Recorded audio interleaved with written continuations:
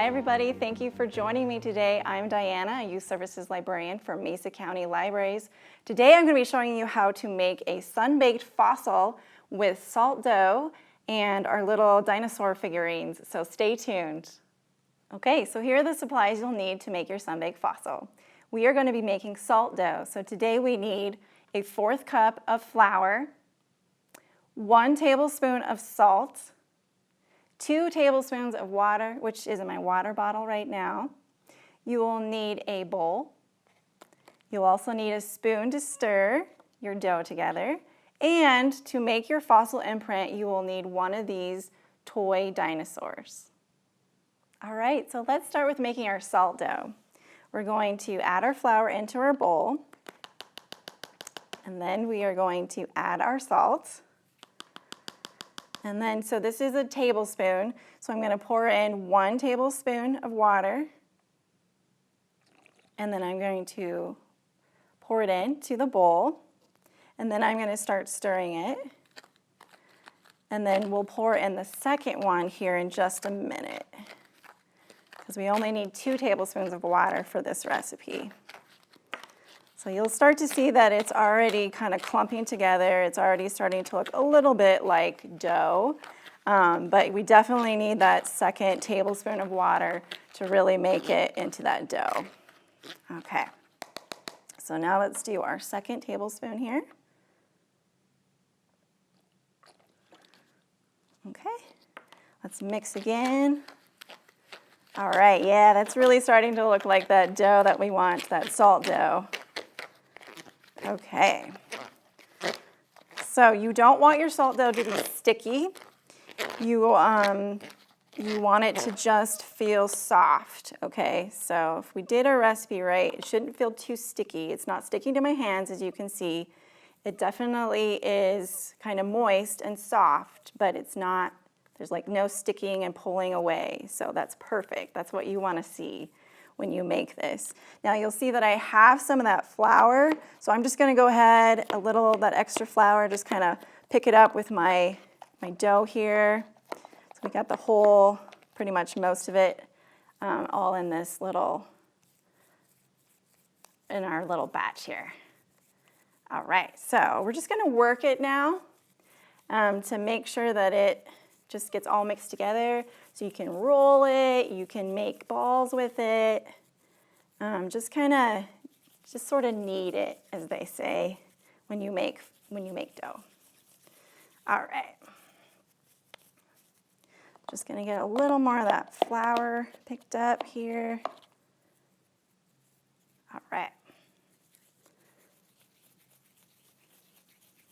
Okay, do some more rolling with my hands.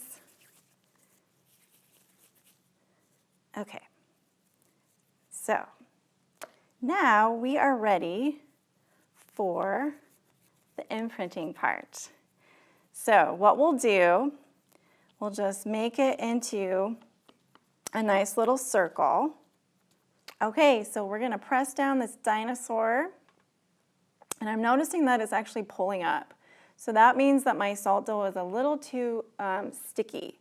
So what I need to do is just add a little more flour to my salt dough. So what I'll do, I actually have just a little more flour. So I'm just gonna go ahead and put that on the dough, and then I'm gonna just knead that new flour into it, just so that I can make sure that it's not too sticky. And hopefully, I mean, I just added just like a pinch, and hopefully that'll be enough so that it's not too bad. Yeah, it's starting to get better already, just with that little pinch that I added. I'll add just a little bit more. And that's the thing about dough, you know, you never know exactly the right amounts. So you may need just a little more flour, or if it feels just too dry, you may need just a little more water. Okay, that's starting to feel better. I'm noticing, yeah, it's not sticking as much, maybe just a little bit more here. Just a few more pinches here, and we'll work that in. Okay, so I added that more flour, and I think we are at the right consistency for our our dough so that it doesn't stick too much. Okay, so now let's shape it.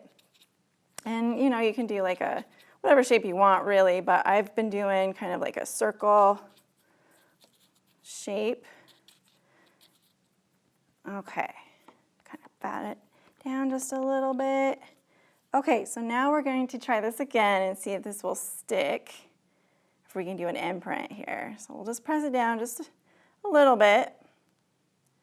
And then if we have it right, we can just pull this buddy. There we go. All right, so now we have a great imprint of our dinosaur. So what we'll do is just kind of let this dry for maybe an hour or two, just where we did the actual imprinting. And then after that, you can put it on a plate or put it in a bowl, and you can put it outside in the sun. Just make sure it's in a sunny spot to really make it dry. Or you can put it on the windowsill where there is sun shining right in, and it'll dry faster that way. You're gonna wanna let it dry for about a day, with the imprint on top, and then the next day you're gonna flip it over so that you can dry the back of the imprint of this fossil, right?